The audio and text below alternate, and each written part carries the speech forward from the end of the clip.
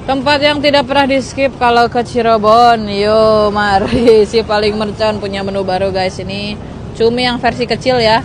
Jujur ini lebih lembut dan lebih cuy, enak ya digigitnya gitu ya. Terus ini biasanya ada beef, kemudian udangnya juara guys. Gak pernah kecil-kecil, selalu ngasih ukuran yang gede biar pelanggannya puas.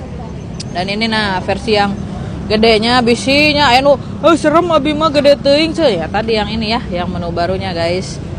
Ini juga puas sih sebenarnya cumi yang ini.